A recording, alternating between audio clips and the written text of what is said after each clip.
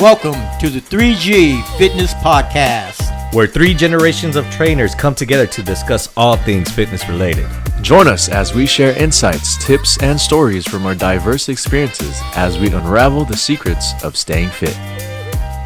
Hey, welcome everybody to the 3G Fitness Podcast. What we have here today, I'm Michael, Coach Michael to my right. I'm Coach Cisco. To my left. Coach Kyle. And today we got a special guest today. It's a big one for us today. Today we have Shawn Roberts, wrestler, bodybuilder. Shawn Roberts. Yeah, actor, did acting. Thank you, by the way. Thanks for inviting me acting. on. I'm sorry, Shane. Yeah. Hey, but why don't you tell us about yourself? Tell us a little bit of history of you. Oh, yeah. So, going back as far as like when I was a kid, I started bodybuilding when I was about 13, 14. Started competing at 15 in bodybuilding shows. Did that all the way up through my teens, turned 20, and then I decided to put about 5 years worth of work in and did one adult bodybuilding show, and then I just basically left that scene for many years. Got into corporate America, did some powerlifting and strongman throughout those years. Opened up a gym of my own, did all that, and then I got into pro wrestling. That's a big story too. Got signed, worked with WWE, worked as an independent, got the offer to get signed, but I decided to walk away from a 2-year contract with the WWE because I had just had a new family, and they were not going to move them. They were going to move me out of state, which I didn't want to not be with my kids. It's a rough life to be in pro wrestling. Mm-hmm. A lot of time on the road, so I decided to stay with my children. So that was I had them literally giving me an offer letter, and I turned it down. Then from there, got back into the fitness world, started doing coaching, personal training, and that's where we are today. Kind of did a 3,000-foot view of my life. But if you guys want to touch on details, we can expand on some of the segments. We definitely are going to touch on detail. The one question I want to ask. Yeah. Okay, you've done wrestling, right? Did wrestling, pro wrestling. Okay. You've done strongman. Done strongman. Right. Hmm. You done powerlifting. Done powerlifting. Bodybuilding. Yep. Which one requires the most work, do you think? Requires the most work and the most mental attitude? It's funny. It's hard to characterize which one has more because I'll tell you why. Bodybuilding, the mental game is huge. Yeah. Because you are being judged by other people's opinions. Right. Number one. So with bodybuilding, there's always this chase for whatever perfection it is. Mm-hmm. Whatever that image of the first place Mr. Olympia or the best physique in the world, whatever the bodybuilding category you're covering, it's like you got a panel of 4, 5, 6 people there going, nope, that's not perfection. Nope, that's not perfection, or close to it. What is perfection? We're constantly chasing it. We don't know what it is. Right. Sometimes they move the goalpost because now the standards change, or they might have little changes here and there. So you're constantly trying to figure out what is it that I'm going to do. And depending on what coast you're on, they have different opinions on what looks better. Right. So you're at the whim of someone's opinion. Really? What experience have you seen that with, like maybe a East Coast, West Coast bias? Yeah, so like East Coast has been known to be a little more hardcore, so they like maybe some people bigger. Uh-huh. West Coast might not necessarily be bigger. They might want someone more aesthetic or something, Right. But the aesthetics is always there, but it's just they're little nuances. Oh, really? So it really can be. It can be a chase, a constant chase. So that in itself is hard mentally. Now, let's change the conversation into strongman and powerlifting. The similarities with both of those is you just got to lift the weight. Yeah. Right, but Hold on. You Okay. just got to lift. Yeah. I know you got a powerlifting background. I'm about. You see how bad he is ready to rebuttal. Every time, I'm Shane, this happens. Every time. I'm about to appeal to what you're going to say. all right. Okay. I was going to jump there, right? The similarity Okay. is you got to lift the weight. Right. But that's about where it ends in Right, terms right. of similarity. Everything else changes because how the form in powerlifting is different than strongman. Right. The grip. The grip is different than how you approach it, in strongman. Certain things are allowed in strongman that are not allowed in powerlifting. Right. You got straps on the deadlift. You got these guys doing that. It's just, but the one common denominator is you don't have someone judging you. Well, we don't have straps on powerlifting. You talk about powerlifting or strongman? No, I've said they allow it in strongman. Oh, okay. See, yeah, in powerlifting we don't have straps. Yeah, exactly. And that's what I'm saying. That's where the but then we only have is. 3 actual lifts, 3 grips. Exactly. So in strongman you have a whole bunch of different ones. Yeah, you have all these different challenges. But the best part about it is that it's you basically versus you. Yeah. Because you're not sitting there going, okay, how did my pecs look, or how did my shoulders look? Did I come in full enough? Did I have to diet down? Did my waist look small enough? It's no, lift the damn weight. Well, right? actually, powerlifting, there you are being judged, by your appearance, your technique, not your appearance. That's what I meant. You can yeah. Okay. You got me there. Yeah. Okay. You're not being powerlifting. You could be. Yeah. You're not in that weight class. Trust me. I've seen powerlifters. They don't have a 30-inch waist. I know. I know. Okay. Yeah. Exactly. So that's my point. You don't have to worry about having abs 24/7. So I mean, definitely bodybuilding is a mental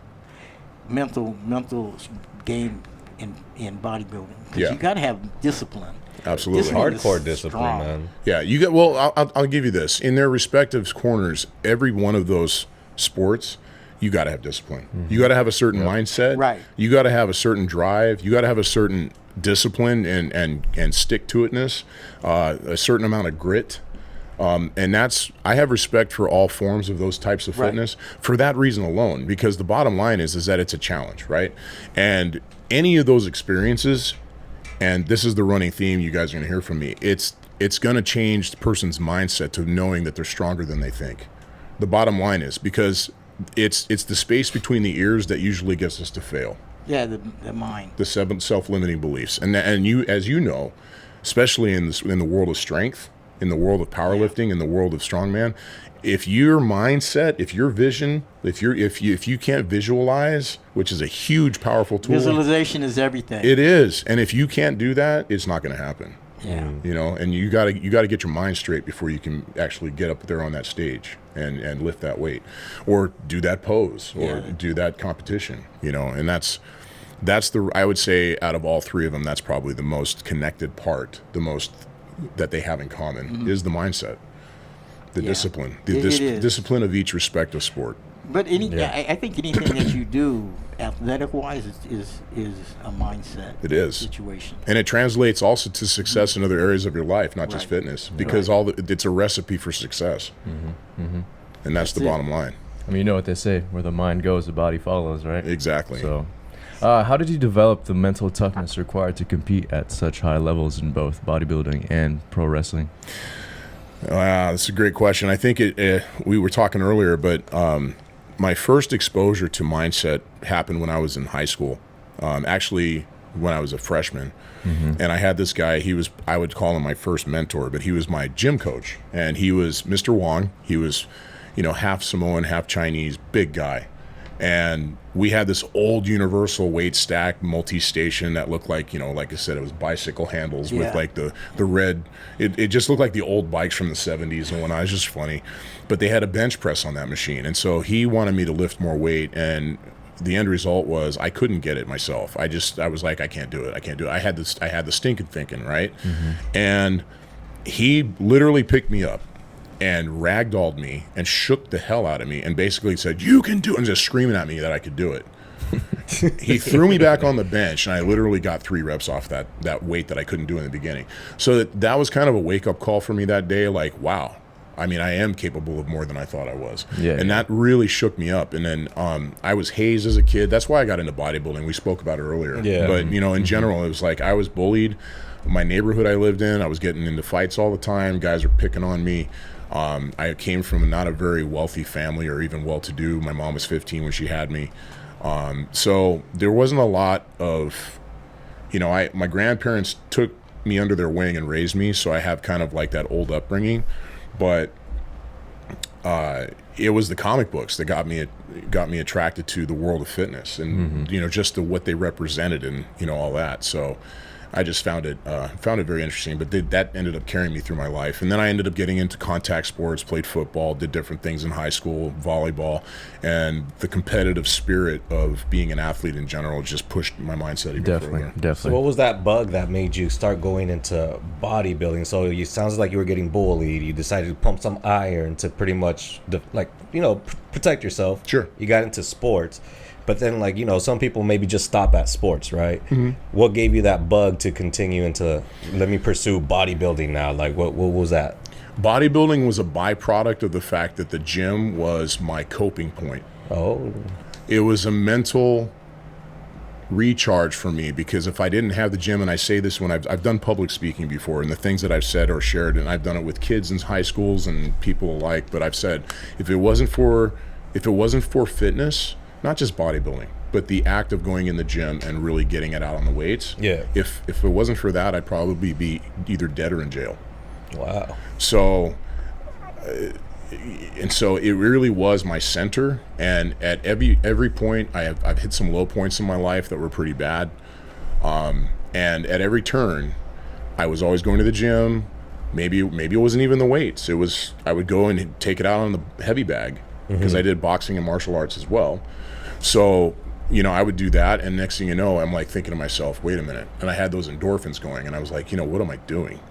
What am I doing? Why am I doing this? And it helped me kind of beat sense into me myself, And to this day, the byproduct is my physique, but really it's from my mental state. Yeah. It's mental health. Mental health is everything. Oh, mental health is the thing. I mean, I had a mentor, and I've told these guys, a mentor could be literally anybody that has inspiration. Yeah. Can I?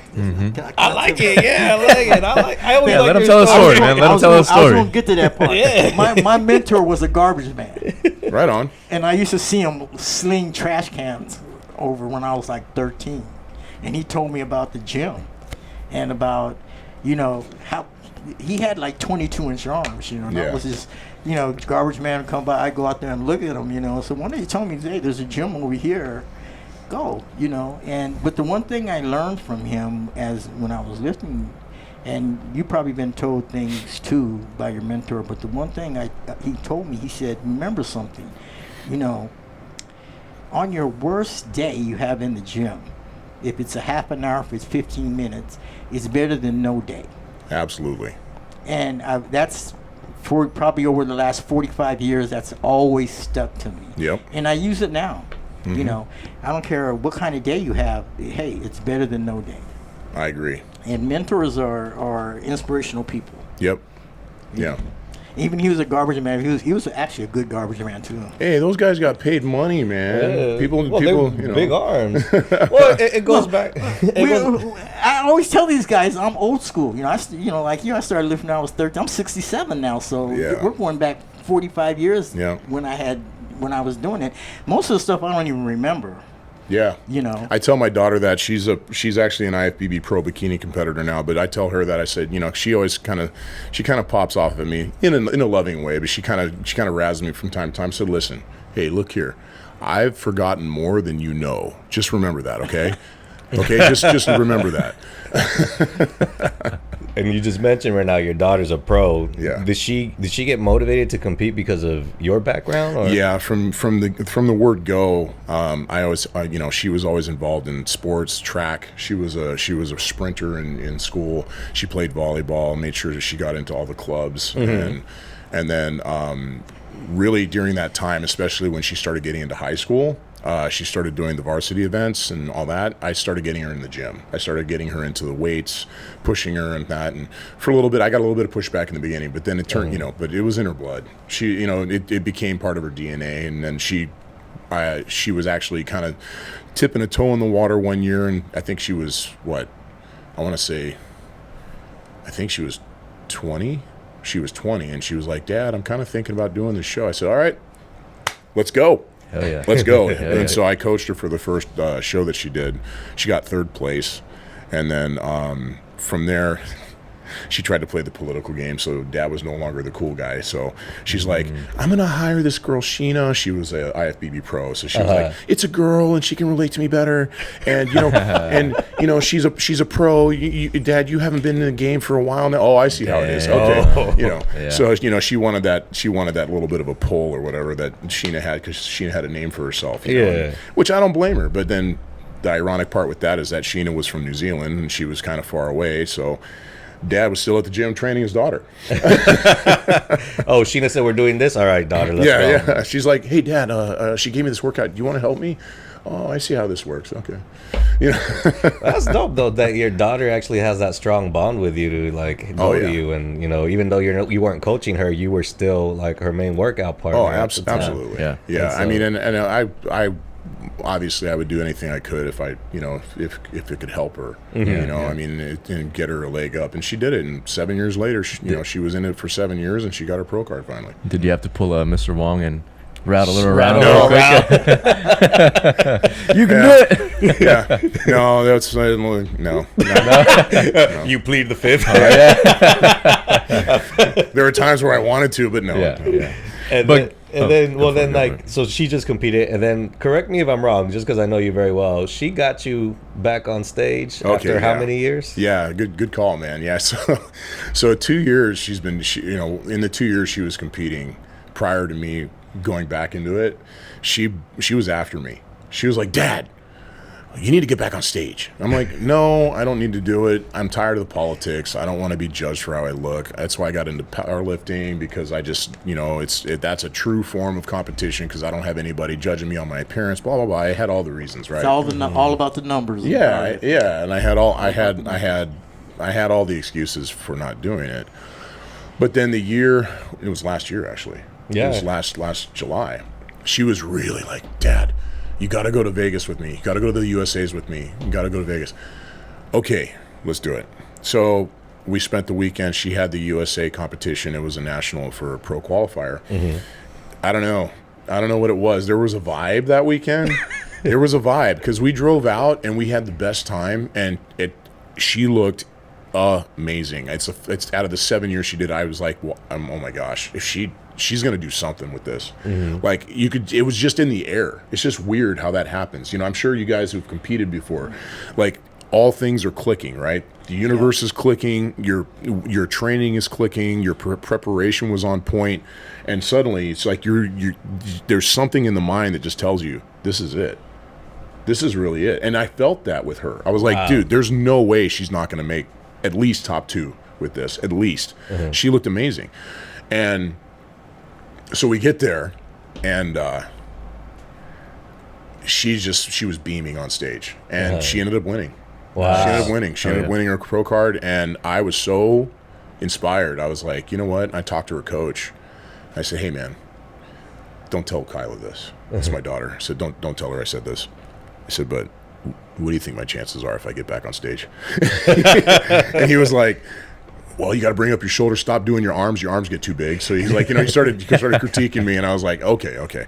So I set a goal from July, and then I set myself 6 months. And so the following February, I was back on stage, first time in 28 years. And it was a smaller show, not going to front. It was a smaller show, not a lot of competition up there. Mm-hmm. But I ended up taking first in my age category, nice. Masters over 50.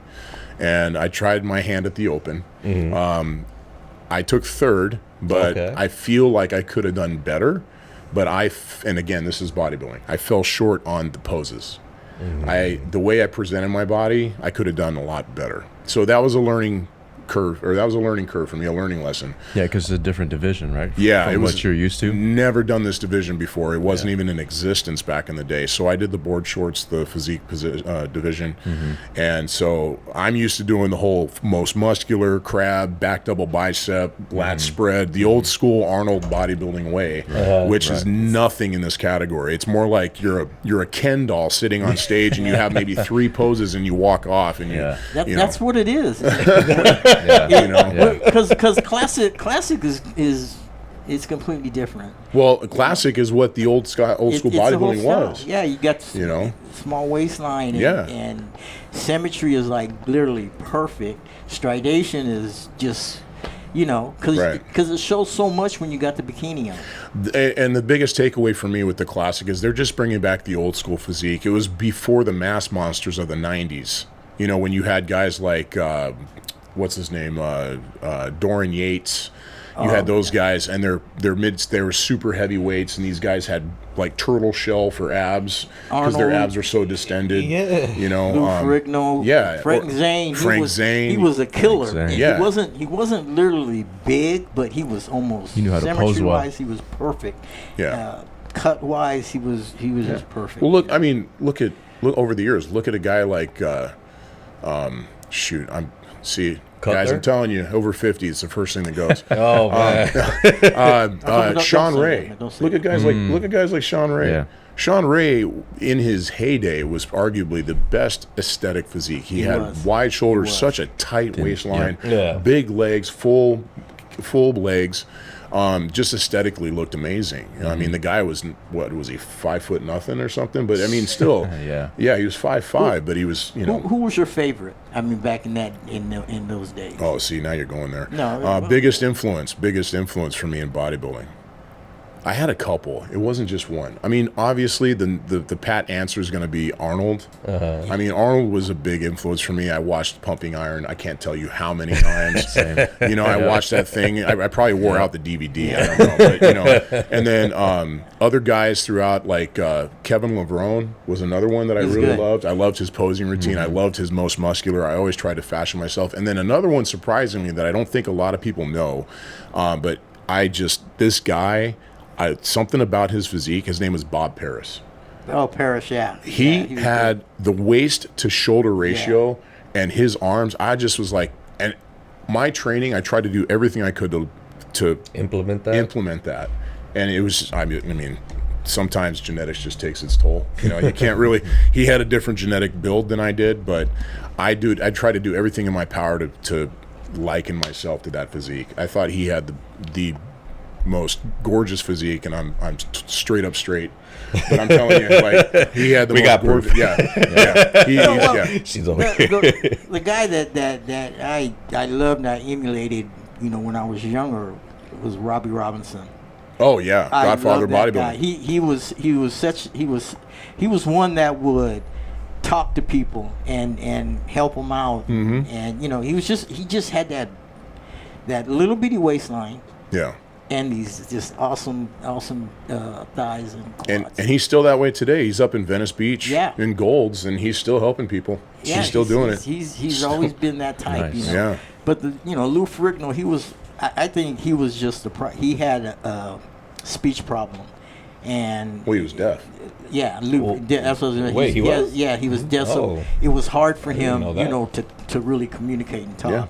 Yeah. So he wasn't that friendly, you know. But he was an awesome guy too. Yeah. I mean, and he was considered a monster back in the day because of his height. You know, Yeah, he was like 6'6". he's 6'5", I believe, 6'5". Yeah, the Hulk. He was a big guy. Yeah, big guy. You know, Oh, he was deaf. yeah. Oh yeah. He was deaf, I think, in one ear. I can't remember. It wasn't completely deaf. Well, that's how he got that. He became the Hulk was Yeah. because it had very literally no talking in that, you know, and the stuff. But Yeah. he was one big guy. But you know, back then those old timers, you know, they paved the path to what it is now. Oh, absolutely. And I go back. I mean, like I said, those are guys that stand out. I just gave you guys like a few, but there's so many that stand out to me. There's a lot. Even Sergio Oliva. Sergio Olivier. Yeah, or however you say it. But I mean, he was great, man. That guy was like, that's going back. yeah. That's going back. Some people around here don't even know who that is nowadays. You know, and it's like, who's that? I mean, That's how old I am. Well, no, I can tell. I can tell whenever Mike is very enthusiastic about the topic. It's Yeah. probably from like way back then. I talk about guys these guys that haven't even heard of, man. You know. I just, once I got into the scene, I would say that there was a lot of influential people back then, like even Lee Labrada.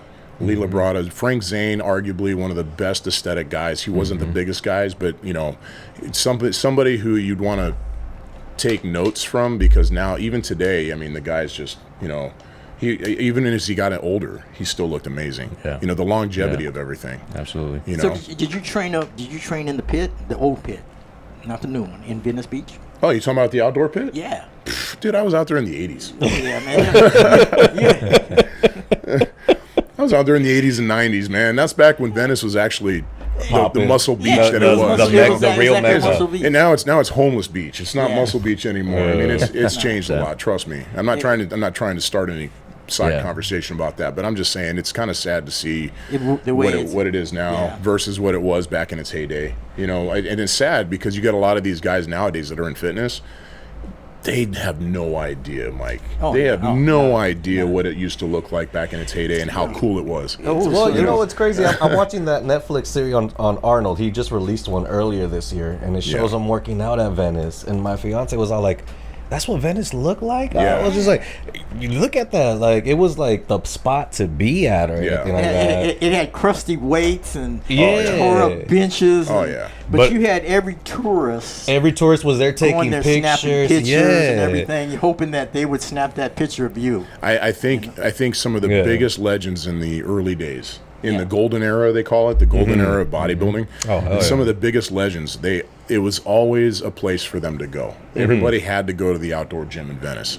You know, it was Only cost $5. yeah. And it was a place to be seen. Yeah. I mean, you had so many Yeah. you had so many photographers for magazines and stuff like that. It was always owned by shooting the out there. city. See, but it's crazy because just we went there not too long ago, and it's No, no. oh my god, it looks like crap out there. It's just like it's not it's the still same. there, and you're all like, this is what it was, and then you got to watch like Pumping Iron or watch anything that shows you from something back then. Wow. It was crazy. I was like, damn, man, people were really there. Yeah. And if like you said, it was a tourist spot to catch these people pumping iron, you know. And if you wanted exposure as a bodybuilder, That's where you went. That's where you went. You're hoping at they're in Venice Golds. what's his name? The owner. Oh, Joe Gold? Yeah. Hoping he would see you. Oh yeah. You know, Well, 'cause he- you'd also go to his Venice Golds Yeah. too. He was- Venice Golds is the place to go. That's everybody still goes there. That's the Weeder, Mecca. yeah, Joe Weeder. He was Joe Weeder was a man back then with Arnold. Oh, yeah. He's the one who brought Arnold in. Man. He was a man. Oh yeah. But you're getting ready for a comp, right? I am November. So tell us about your training regimen. What's the deal? Yeah. What's it going? Didn't wanna get into How's that. it going? Going good. I had some notes in the last show back in February, and just really tried to. At this point it's just fine tuning. Well, you said if I can remember, a couple months ago, when you got back, you were considering going classic. I was, but then thanks to my girl, who she's in the industry too, and I regard her opinion because she's a judge, and so I asked her, I said, what do you think? And she actually brought up a very valid point. She said, well, think of it this way: you could go you can go start training now. You have 8 months for your next show. You can either start training now and try to go for a category that you have not done at all. So you're starting from ground zero, or take the notes, stay in the physique position, and refine it, and have 8 months to really refine what you already have and build on top of the foundation you've already created, and you've already done this category, so they know you there. And so I said, well, that's a no-brainer. Why not? I mean, why would I start all over again and go into a category they've not seen me in? Well, she's a smart woman. Yeah, you better so listen. I was like, so I did. And plus, you did say yourself that you just felt it was your poses that It was that, and they also, the way they gave me notes, they said, hey, we need you don't need to be any bigger, because they said you're kind of bordering on classic already. So they said, but we just need you to bring out your shoulders a little more, and different proportions is what it came down to, which that's just refinement. And how I present it, the posing is important, and being an old school bodybuilder, I vacuum when I shouldn't, when I shouldn't have, and so there's certain things I look back, I'm like, okay, I shouldn't have vacuumed there. I had my girl telling me that too. Don't vacuum. I don't know why you vacuumed. You should have been showing off you just made everything disappear in your ass. I'm like, okay, so Gotcha. yeah, old habits die hard. This is a new category. They do. Well, it's not just that too. How many years was it in between competitions? 28 years. Yeah, 28. So then I'm pretty sure, you can correct me if I'm wrong, when you started prepping for this, you were probably figuring things out of your body again or something like that. So, No, totally. Yeah. Totally, yeah. And the fact that I came from a world where this position or this division didn't exist, it was a learning curve for me. I mean, you know, I minimize it by saying, oh, you don't do all the poses and this and that, and you do 3 poses and walk off. You look Yeah, like, you know. But it's still presentation is presentation. It can. I've seen guys with better physiques fall short to a guy with lesser physique because the lesser physique guy actually posed better. Yeah. Posing, it has a lot to Yeah. do with, you know, your routine. Yeah, it's how you present it. Yeah. It's how you present your muscle. How smooth you are Yeah. and how you turn. You know, it's you know. So my question to you is, my body is right now torn down because of the long lifting and stuff that I've done. How are you maintaining it? I mean, as we get older, you want to be strategic. I mean, there's things that are hurting that I haven't hurt that didn't hurt back, 15 years ago, 20 years ago. I was like, nah, I was made of rubber back then, you know. But also it's the choices we make throughout the competitive times of our lives. I mean, I did pro wrestling, and arguably I played football. Pro wrestling was more abusive on my body than football.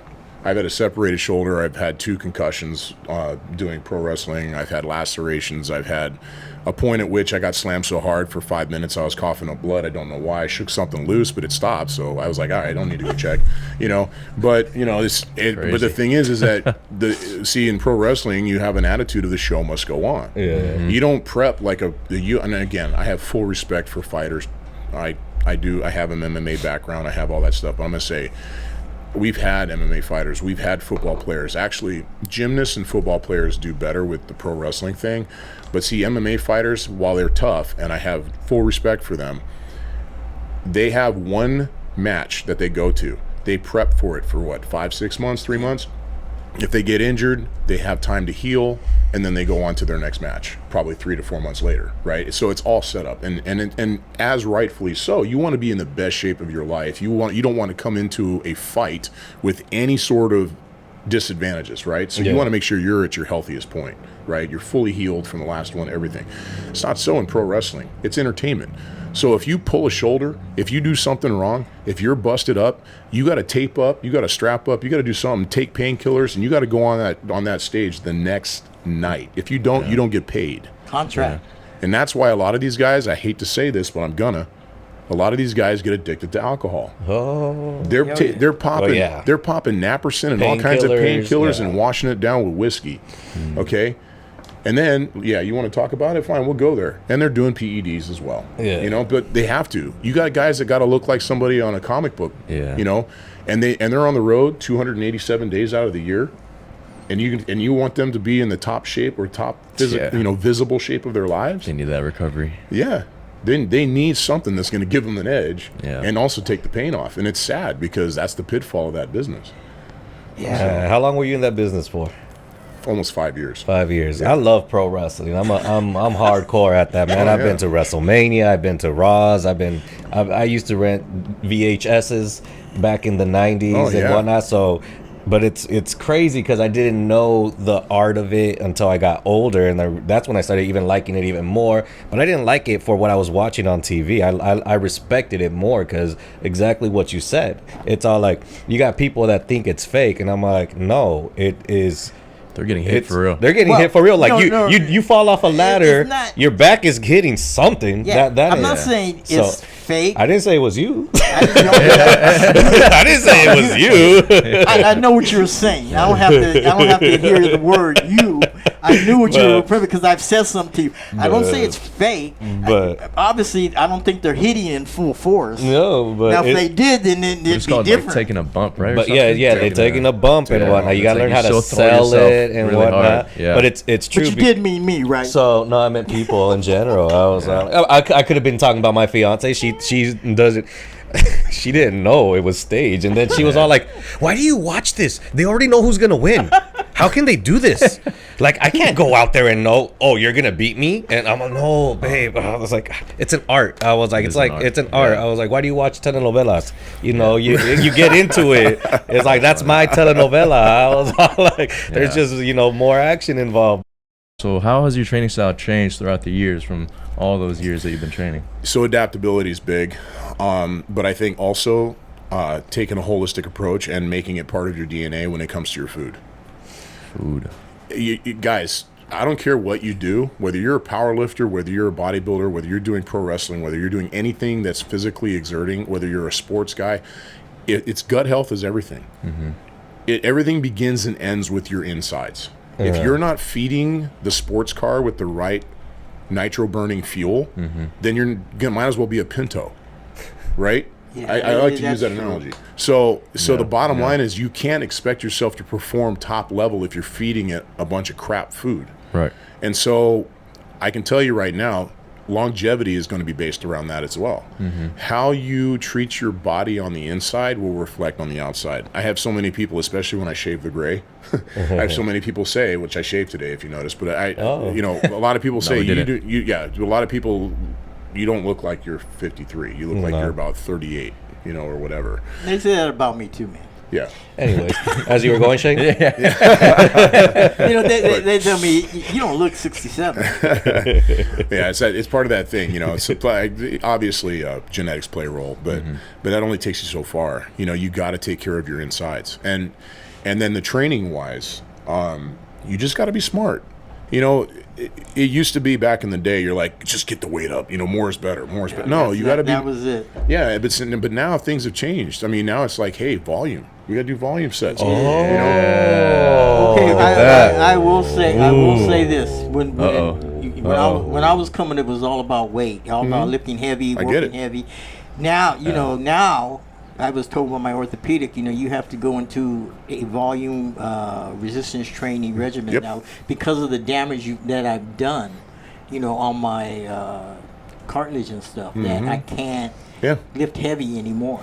I learned a long time ago from pro wrestling, that guy Marty What I are you told smiling you about over there? Is there a problem? None. I'm sure the viewers remembered what we talked about before. Yeah, but anyways. Hey, I'm eating goat right now. Okay? Yeah. Come on. But no, I learned a long time ago from a guy, Marty, the ref at WWE. He said, Shane, in this business, and you can apply this in fitness too, man. And you know this better than anybody because of all the lifting and the years of heavy lifting you did. I did the same thing. I was from that same old school mindset, bro. I was that guy taking 30 beef liver tabs a day. Remember that crap? Is the beef liver tab, so you get the amino acids out of it and all that stuff. Yeah, you're stacking that stuff. I told them about niacin, right? Yeah, and they all looked at me stuff. like, "What's that?" Okay. Yesterday's niacin is today's beta alanine. That's it. Okay, beta alanine lights you up. I can't stand that stuff, by the way. But anyways, the point is, let's get back on point. We kind of tacked around, but the bottom line is, the more is better mindset is not necessarily the case. And thankfully to my girl, she said something to me that actually really resonated, and I love it. It's muscle endurance. Muscle endurance. You cannot, you and I might argue on this point, but I'm going to tell you right now, it's actually scientifically true. I believe it 100%. Muscle endurance. You cannot maximize your muscle endurance doing less than 10 reps. Hey, quit smiling over there, man. Come on. Less than 10 reps. But I'm saying nothing. I'm saying if you're going 10 and under, that is not muscle endurance. And in fact, if you're going less than 8, you're most likely doing a lot of joint strength. Yeah. You're not getting that muscle belly, man. You're not getting that red muscle fiber. That takes a lot of volume and a lot of blood. I'm doing 10. Yeah. No, you're not. But He's not. No, I started. He's doing like 3 to 5. But guys, here's the amazing thing. He's about doing that. circuit training. Here's the amazing thing about I'm that. doing 10 reps, man. Come on, I have to now. I'm gonna tell you right now, muscle endurance. If you're doing 15, 18 reps, and let's say let's use the bench for an example. If you can do combine weight, what is that? 225. 225. And you're busting out 25 reps. Yeah. You can't tell me that you can't do for reps 315 and 405. I'm telling you right now, because that muscle endurance. You can't. They aren't actually as strong as But I'm gonna tell you right now, when I was busting out 25 reps on 225 doing combine weight, I could hit at least 5 to 10. At least 8 to 10 reps on 315, at least 5 to 6 reps on 405, and it was not even shaky. It's because I had the muscle endurance. Yeah. I mean, a lot of these athletes that are playing now that go to the combine, they're knocking out 25 reps and stuff. You see them squatting 500 exactly. pounds. You see them benching 450, 475. I'd like to say there's a saying, no school like old school, and some of that can be applicable, but science is advanced. It has, and I deal with it all the time You know, with, Yeah, science With is us. advanced. But guys, but you know. yeah, but I try to bring my old school ways in, but I never win. yeah. Well, no, it's that, and again, I think that there is an appropriate time for some of the old school stuff. The way we trained, some of the stuff that we did, but I think that you can also blend a lot of the new sciences, a lot of the stuff that we have. I mean, Yeah. and let's face it, Mike, you and I, we're not getting any younger. These boys aren't getting any younger either. No. You know, we're all moving up in age. We're not getting out of this alive. No. Bottom line. You know what I'm saying? So at the end of the day, it's about how can you maximize throughout the years, as decades pass. Yeah. As Well, I decades think pass. when they look at when they look at me, they're probably learning not to do this. but as the decades pass by, I mean, how old are you? I'm 27. You're 27. Cisco, how old are you?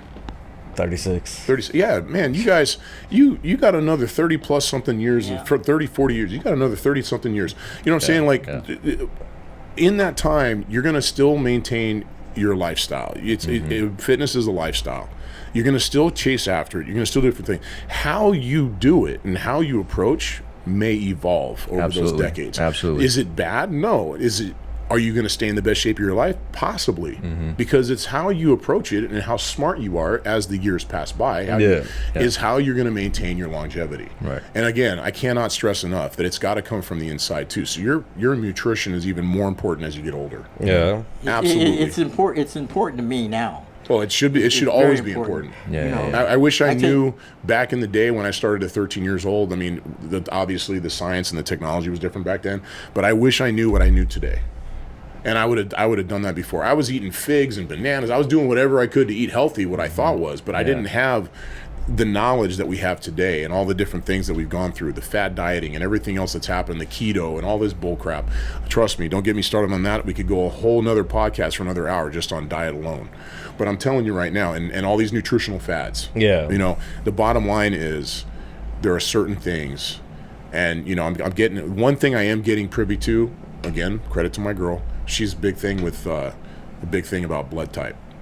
You Oh, know, yeah. and what coincides with what your blood type is and how your body receives certain foods and what you should avoid and all that stuff. Can But- you elaborate Never thought more about on that? it. Yeah. I never even thought about that. Yeah. Yeah, so- coincidentally, the too young is all like. Yeah. Yeah, I mean, I'm just scratching the surface. Yeah, just keep by it on no the means, surface. but by no means do I know. I mean, again, this was introduced to me by my girl, but it's something that I'm really new to as well. But it's based on your blood type. There are certain foods to avoid, and there are certain foods that your body thrives on.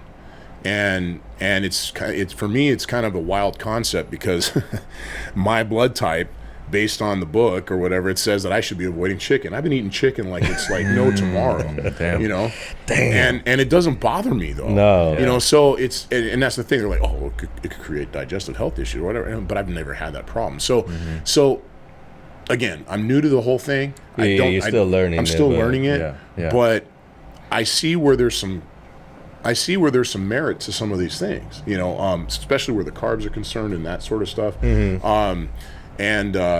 It does make a difference. It really does. Like I said, I'm still learning it myself, so I don't want to speak on it like I'm some No, kind of that's authority. cool. At least you brought some no, kind of no, awareness for out sure, because 100%. you guys probably. I- I'm gonna look this up later today. Yeah. Well, I train a guy. He's telling me his son just bought a business. His son and his wife just bought a business in Texas that does that with blood, with your blood type. Yeah. They run tests and everything. They tell you everything about you. Well, let me give you guys a tip.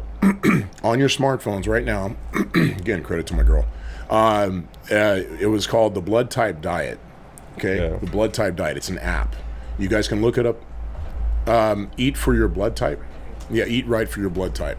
If you guys go to your app store, you can look it up. It's available there. It's an entire app that's dedicated based if you know your blood type. It'll show you those things to avoid and the things that you like or things that actually work for your body.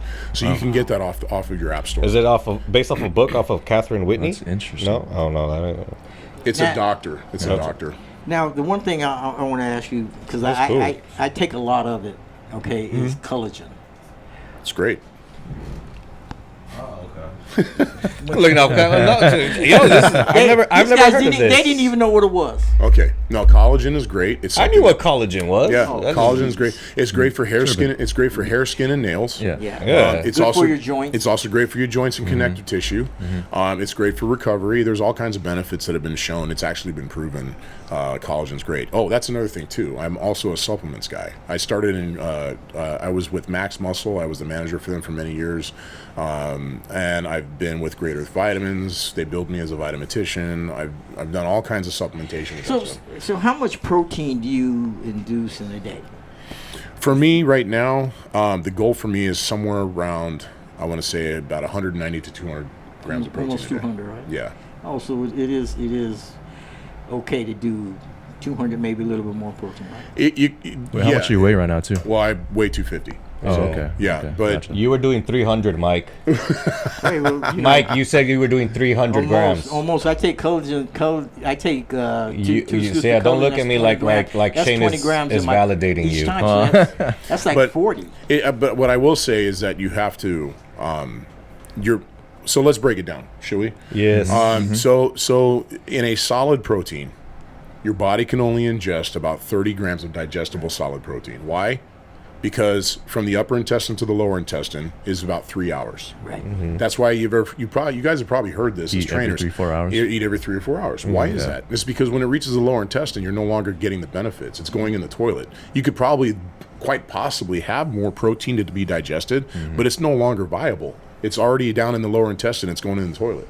So the bottom line is you have to eat about 30 grams of protein every 3 hours to maximize your absorption rate. Now, that's assuming, going back to what I said originally, that's assuming your gut health is on point. If you guys are having bowel movements regularly, yes, that's something we have to talk about. People are like, well, I don't want to talk about that. It's TMI. No.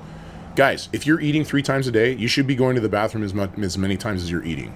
That's the problem. Most people don't know this. It's like, on my clients, how many times are you having a bowel movement? We have to talk about that? Yes, we Yeah. do. Well, how many times? Oh, I go about once a day. You're backed up. Oh, I go about twice a day. You're still backed up. How many times are you eating? I eat about 4 times a day. Then you're backed up. And you're not getting absorption. I thought I was doing a lot of bowel movements because I was old, but No. Listen, that sucker should be an expressway.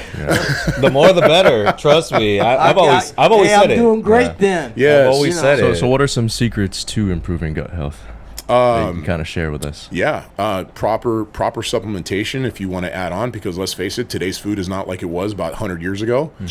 We got so many additives and bull crap. Let me tell you something, guys. In the United States alone, 53 types of ingredients are banned in Europe that we put in our Yeah, food we put every in our single day. food. That I believe it. My girl and I went to Crete over in Greece. She has some food sensitivities here in the United States. Cheeses, breads, wheat, all that stuff. We ate every single piece of that in Greece. she was did fine, huh? Nothing. Wow, you know what's Perfectly crazy? fine. My client said that too. We had, Paul. and I'm gonna tell you right yeah, now, but- I usually get stopped up when I have dairy. A lot of it, not a problem over there. I ate cheese like the cows came home, and it Yeah. was amazing. Like it's. They there's something to be said about that Mediterranean type diet. Yeah. They talk about that, and there's some proof to that, and it's just really sad. So supplementation's massive. It's important. We got to make up for what we're not getting in our food. Amen. Specifically, you want to get some things like probiotics. Okay. You want to get digestive aids like papaya. I'm not going to pitch it, but I sell for a company. I actually am a rep for a vitamin company. Pitch it. yeah. No, Plug it's okay. Plug it in. Should I? She's saying yes. Yes. Plug the link in the bio too. Yeah. I'm actually, for the last 15 years, I've been a rep for Herbalife. Nice. And I use 100% of their products. And a lot of people are like, oh, come on. No, I do. I use 100% of their products. I was that guy with the arms crossed in the back who was the athlete saying, this stuff is no different than freaking Optimum Nutrition or Max Muscle or Great Earth Vitamins, whatever, because I was a manager for both of those places. No, it really is. They have an NSF approved label, which means it's actually approved for professional sport and testing. You can't say that about a lot of these bodybuilding companies, Optimum Nutrition, all that. They don't have NSF approval. In fact, you can also say some of these companies, they have like in their pre-workouts, I think they got rated. Who was that? Somebody got rated once. It was, I think, a product from GNC, and it had like speed in it or some crap. Was it Jack? Yeah, it was Jack 3D Jack or something 3D? like that. Yeah, crazy. Like, so they're putting crap in there. Yeah. So You know, I remember. And so, anyways, the point is that if you have proper nutrition, proper supplementation, if you have things like digestive aids, they can make digestive aids like in papaya. It has papaya enzymes are great for proper digestion. You have probiotics that help with absorption. It helps put the good bacterial flora in your digestive tract. These are things that you want. Proper hydration. So many people don't realize how dehydrated they are. Oh, I know. By the time you realize that statistically, by the time your body is telling you you're thirsty, you're already too late and you're dehydrated. You need to stay hydrated where you don't feel like, oh, I need a drink of water. Yeah. By then it's too late, guys. You're already dehydrated. Yeah. So there's all these different things that people are not being consistent with. And Yeah. I think that's the big one. Consistency, doing the research. Knowing what those things are that you can use for your body that's going to help you with your absorption. Yeah. How much water should someone So should they aim for? As a basic rule of thumb, this does not include activity level, but for starters, half your body weight in ounces per day. Yep. So whatever you Some weigh, clients cut the that same in half your body weight. Now, if you're active, if you're extremely active, it goes up from there. So what I tell my default for my people in general is half a gallon. I want you to do at least 64 ounces. If not, do double that. Yeah. A gallon of water. I used to do a thing called the gallon challenge for my clients. Hey guys, let's do a gallon challenge. And I would give recognition because we had a community page, like my client page, and I'd have everybody there, and everybody likes competition, right? Yep, So I'm like, hey absolutely. guys, I'm going to give you guys a prize at the end of the week if you guys are whoever hits their gallon the most consistent the next 7 days. Yeah. You know, and I do stuff like that. And it's like just getting them to because then they're creating that new habit, right? Right. Creating that Absolutely. awareness. Yeah. So I hope that answered the question. No, yeah, that's perfect. And even talking about like habit building, obviously that's a lot with the mental too. So Oh, big time, yeah. how do you help someone change their mental? Being that you've been coaching for 25 years or so. Yeah, about 30. Yeah. It makes me feel old. What's the secret? to Well, helping it's someone really no change? secret. It's really, I mean, I hate to sound so cliche, but it is. I mean, you really got to have a come to Jesus moment with these people. Uh-huh. It's like, look, you have a dissatisfaction. I have a solution. It's either you listen to me, take my solution, or you take your problem and walk somewhere else. Bottom line, it's like you and I sometimes you got to do that, and sometimes you have people that are a little more sensitive, so you can't really say things like that and be so tough. Yeah. But it's like, look, I love you, but listen to me. You can do this, and Right. it goes back to the theme that I just said. You're stronger than you think, and that's Yeah. not just about how much weight you lift. You're stronger than you think. You know you're capable of doing these things. We just got to get you to create the habit. So here's what I'm gonna do for you. If you do this for XYZ, I'm gonna give you a little bit of a prize, or I'm gonna do something special for you, or I'm gonna have a client appreciation for you, or do something where there's a dangle that carrot in front of them, right? Yeah. And that way they're like, oh, because people, what does it say? People do more for recognition than they do for pay sometimes. Because people like to have recognition. They like to see that. That's why community pages are so big. If you do group pages on Facebook or something like that, put all your people on there. I used to do that all the time. I would have like weight loss challenges, and I would have everybody in the community page who's participating in that weight loss challenge. And I would make shout outs constantly. Good job to Tanya for losing her Right, 8 pounds right. this week, blah, blah, blah. And everybody's like, right on. And it just Right. creates that synergy, right? Yeah. And a then little suddenly, boost of self-esteem just makes them feel Yeah. better and want to make them change more. yeah, and so it may not be to that scale, but even on a personal level, they just want to be praised. If you give somebody a little bit of that and show them that, it helps them push them along the way. So sometimes it just takes them being you being their biggest cheerleader. Yeah, that's You true. know? 100%. That's dope, Being man. that strong support system that they need. Yeah. And then You stand by what you say, because I remember you had one client. We were you know what I'm talking about, right? Glenn. We were all Glenn. sitting around. We were all sitting Glenn. around. We were all sitting around saying, "Man, how long do you think he's gonna last?" I don't know. I don't think he's gonna last long. We're all making bets. And a couple of days later, next thing I know, Shane's there waiting. He's 5 minutes late, and I'm like, "We're like, how long is this gonna last, man?" Before we know it, man. I told Glenn, it's this guy. Hey, bless his heart. I'm gonna tell you right now, though. He kind of came in. He was trying to beat his chest. He was a chest beater, and he was that guy with a lot of money, and he was, it was all about his own time. Had no respect for somebody else's time. I'm not trying to put him under the bus, but what I tell you is, I love the guy. The guy was great. He actually kind of softened up at the end there because he realized. But I told him, I said, dude, if I'm gonna have to go drill sergeant on your ass, I'm gonna do it. I said, the next time you show up late and disrespect my time, you're gonna do a plank for each minute you're late. And if it gets even worse, I'm gonna hose you down while you're on that plank. I'm gonna take you outside on a mat and I'm gonna put a water hose to your ass. I said, so you better not show up late. No, you wouldn't do that. I said, try me. One day he was late. I made him do planks. Hell I made yeah. him do planks. I said, "You want to go to the next level? You want to go to the next level? I will hose your ass down. There's a hose right there on the wall." It was so funny, man. We all sat around saying, "Man, I don't think this guy's gonna last, man." He lasted a while. You did. trained him a good while. He kept coming back, Yeah, he and did. that's the thing is The biggest that it wasn't anything I did. He actually respected how I did things. He did. It was a distance. He lived far away, so he couldn't do the distance anymore. So that's but the guy. He straightened up at the end there. He realized the benefit of what we were doing. So That's funny. Well, Yeah. I think that was the whole. What was it? Your first mentor that shook you up or anything like that? Wong. Mr. Wong. Yeah, that you did yeah. the Mr. Wong approach with him. kind of, yeah. Full circle. It's more see? like a militant type thing, but yeah. And currently, right now, you are coaching several athletes, right? To get I have 2 girls that are getting ready for a show in December. Okay. Yeah, one is a figure, and the other is her first time bikini. Oh, and she's a mother of 3 kids. So, we have our work cut out. She knows that, but I told her, I said, listen, it's between now and December. We got to make sure that we're on point with everything. She's doing great. She's doing absolutely amazing. You're already seeing results. Her waistline is shrinking like crazy. And the best part is my daughter's teaching her how to pose. I would tell you, arguably, when my daughter's on point, her posing is no other. She knows how to really be graceful on stage. And so now she's really starting to spread her wings and really take on some clients and teach them how to pose.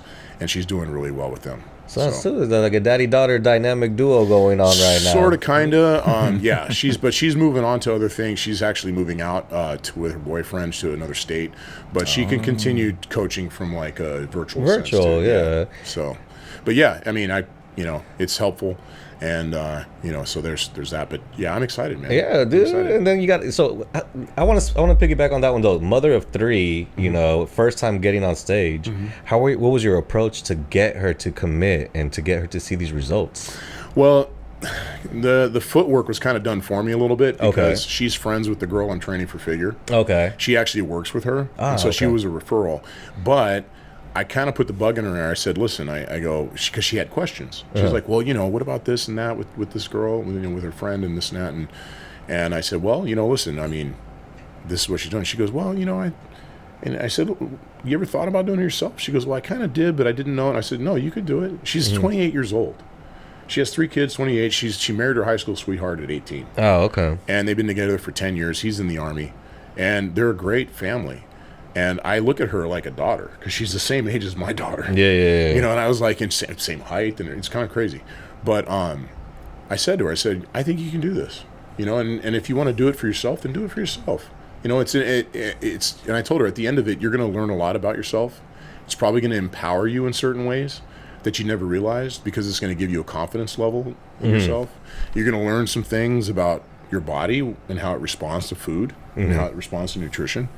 And there's, besides the competition part, the journey is actually the best part about this because you learn so much about yourself, mindset, nutrition, creating habits of staying consistent in the gym. Yeah. There's a lot of positive to be had getting ready for a show. Now, not necessarily the show itself. Is that really healthy? No, not really. Because you're doing this dieting stuff and whatnot, which you're not going to do. It's not sustainable. But everything else along the way is golden because you learn so much. Yeah. But I think it's like you said, you empower her. You got these thoughts, and not just that. You said something. You look at her as a daughter. You're probably going to take care of her like Absolutely. as a father and whatnot. So I think you being that guidance is going to be super important. And there's no better guidance than to get it than from you. And I appreciate that. I told her, I said, look, I would never tell you to do something that I wouldn't tell my own daughter. That's what I told her. Yeah. So Yeah. So you got 2 athletes. They're both competing in December. both competing in December. You in December? I'm in November. You're in November. Yeah. Oh man, Shane, you got a lot going on, man. Yeah, I love it. Knock on wood. Yeah. Knock on wood. The show I'm doing is the Masters USA in November. Where's that going to be at? In Anaheim. It's going to be at the Anaheim Marriott. Yeah, and knock on wood, man, because if I win my category, if I win my overall in my division, I get my pro card. Yeah. Let's go. So we'll see. yeah. We'll see. I don't know. This is a lot of good guys will be out there. You know, it's a much bigger stage. But you're gonna be the best. There it is. That's the mindset. That's the That's the mindset. The mindset is I mean, you know, athletes don't go in there and going, we're going to play this football game. We're going to see how we do. No. No, you go in to say you're going to try to win. The strong belief in yourself. Yeah, absolutely. So, What's a piece of advice or philosophy you live by that you would want to share to the next generation of fitness, wow. of athletes? Yeah. Piece of advice. Stay humble. Stay humble and don't think you know everything. Be teachable at any age. Yeah. Yep. Because there's always somebody that can actually share with you some knowledge. The minute Absolutely. you think you know everything is the minute you become stagnant. Be Amen. open to anything. Right. Just be a student of, Right. of whatever passion you have. Just be a student of it. Never quit learning. Never quit listening. Never quit exploring different possibilities and different things.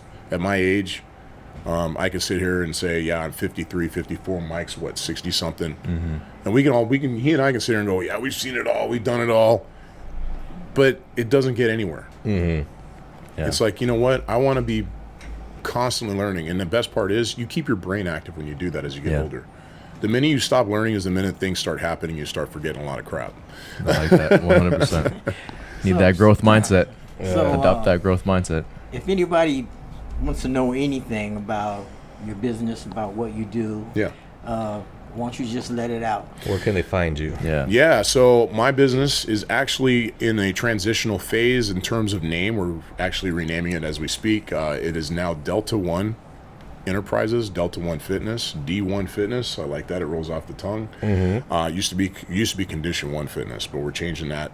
I am on Instagram and all the socials. My Instagram page is Shane K Roberts. That's SHANE, letter K for kite. It's not my middle name. And Roberts, ROBERTS. It's all one word with the @ sign. Check it out. It's open to the public. I don't have a private page. It's a public page.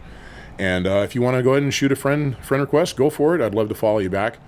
And I'm always answering questions. I get guys in my DMs all the time, guys and gals. You know, they're like, hey, what about this? What about that? I love to help people and give tips. But then obviously, you know, I like to keep the lights on too. So, you know, I can also whip up a program. We could talk about that. I also do online coaching. So if you're out of the area, I have an app that you can use. And I have many people I've coached out of the area, and with great success. So, you know, come on out, check it out. So that's what I do. Online coaching. I also work with first responders, law enforcement, and military prep, along with lifestyle, weight loss, and athletes of any kind, of any sport, including fitness and show prep. So come out and say hi, guys. It'd be fun to see y'all. Exactly. Well, there you Cool. go. Well, just to wrap, before we wrap it up, I want to hit you with some rapid fire questions. Sure. Fun little segment real quick. Let's do it. All right. What's your favorite post-workout meal? Post-workout meal? Yeah. Chicken, rice, and asparagus. All right. Go-to pump-up song. Pump-up song? Oh, jeez. I can't. Okay. Rapid fire. Yeah, Whatever yeah. comes first to mind. Five Finger Death Punch. Okay. Monsters. Yeah, there we go. Least favorite exercise you still do anyway? Yeah, I hate lunges. Gotcha. I hate it. It makes me question my life's choices. I makes sense. hate it. That makes but sense. I still do them. They're great. Gotcha. Yeah. What's your favorite wrestling move? Oh, man. The clothesline. I had a nasty clothesline. Clothesline. Yeah. I actually, I mean, obviously it's a team effort, but I hit the guy so hard, because what it is, you hit him, contact him with your shoulder, but it looks like you're taking their head off. But I hit one guy so hard that I made him flip backwards. Jeez. So, yeah. All right. And final question is, if you could wrestle or train with any athlete, living or dead, who would it be? Oh, man. Oh, that's rough, dude.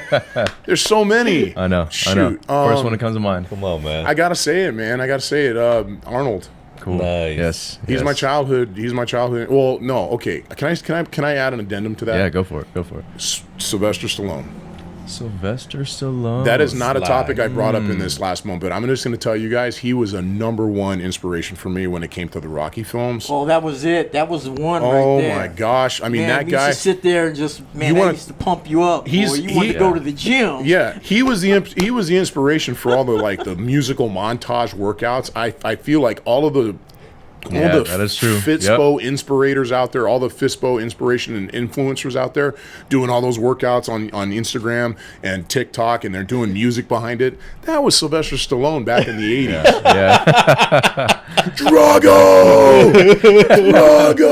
Drago! Doing the one-handed push-ups Yeah. and throwing the rocks in the net and doing like the tricep extensions Raw with egg. a big, lifting the donkey cart, doing shoulder presses and crap. You know, like, yeah, I mean, who wouldn't be inspired by it? I'm like, dude, I got to get my ass to the gym. Yeah, that was it. That's what we used to do, man. We used Yeah. to watch that and used to go in there pump iron, you know. That's awesome, man. Yeah. Well, That's it. That's all the questions. Thank you so much, Shane. Right on, Yeah, man. man, we love having you, man. Yes. That was A lot, awesome. you know. So we're heading out. Once again, I'm Coach Cisco. Coach Mike, Coach Kyle. Thank you, Shane. We'll Right on, catch you guys Yes. on the next episode. Right on. thank you. Later.